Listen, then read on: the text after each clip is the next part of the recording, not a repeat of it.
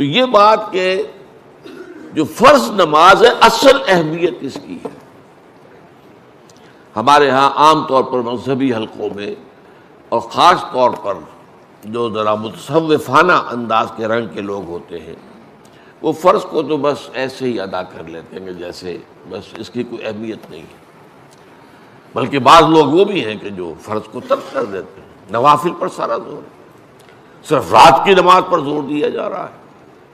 فرض نمازوں یہ ہم نے دیکھے ہیں ایسے لوگ، بالفعل دیکھے. یہ تمام چیزیں جو ہیں در حقیقت اس پھر راہ نبوت سے انسان کو ہٹا دینے والی ہیں. فرض کتنا فرض، نفل کتنا نفل. نوافل کے بارے میں جو ہے شریعت سے ثابت ہے، وہ تہجد بھی نافلۃ لک، حضور کے لیے تو لازم تھی، باقی کے لیے لازم نہیں ہے. جو قیام اللیل شروع میں تھا وہ لازم نہیں ہے.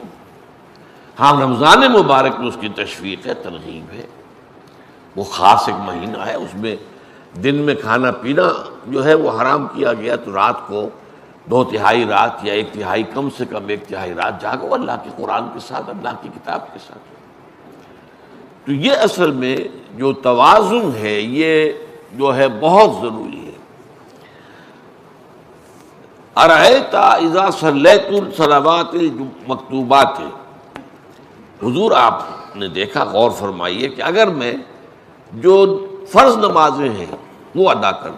اب مثلا ایک حدیث مجھے اور یاد آئی، فرض نماز کی اہمیت کو بیان کرنے کے لیے حضور نے فرمایا جس شخص نے عشاء کی نماز بھی جماعت کے ساتھ ادا کی اور پھر فجر کی نماز بھی جماعت کے ساتھ ادا کی، اس کے لیے پوری رات کا قیام لکھ دیا جائے گا. فرض کی یہ اہمیت ہے. تو اذا صلیت المکتوبات صلوات المکتوبات وصمت رمضان، اور میں روزہ بھی رمضان کے روزے رکھ دوں، باقی روزہ رکھنا آپ کی مرضی پر ہے، رکھیں ٹھیک ہے، لیکن وہ لازم نہیں ہے. نجات کے لیے لازم جو بیس لائن ہے وہ جو عبادات فرض، اس کے بعد جتنا آدمی اضافہ کر سکے، حالات کو بھی دیکھے.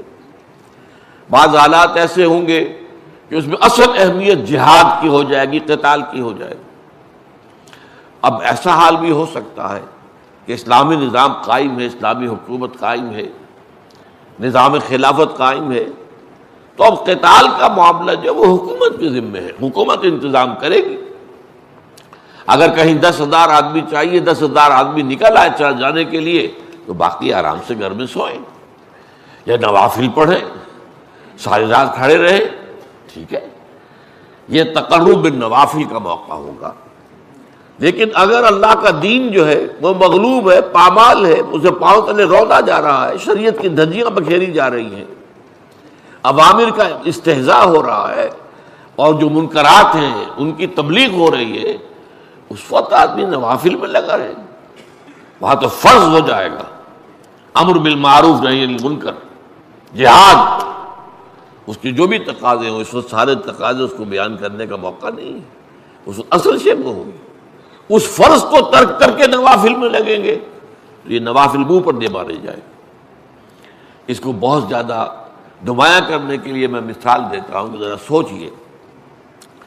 جب دامن احد میں معرکہ جاری تھا اور صحابہ کی جان پر بنی ہوئی تھی، خود حضور کی جان پر بنی ہوئی تھی، آپ کو معلوم ہے آپ زخمی ہوئے ہیں اور اتنا خون آپ کا بہہ گیا ہے کہ آپ بے ہوش ہو گئے ہیں، اور خبر اڑ گئی کہ آپ کا تو انتقال ہو گیا، شہید ہو گئے.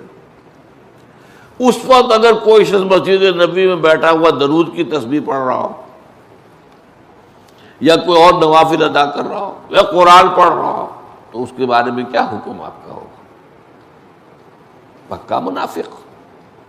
حالانکہ کام تو وہ اچھے کر رہا ہے، درود کی کتنی فضیلت آئی ہے، اور نوافل ہے، یا قرآن کا پڑھنے کا ایک ایک حرف کا 10 نیکیوں کا ثواب ہے.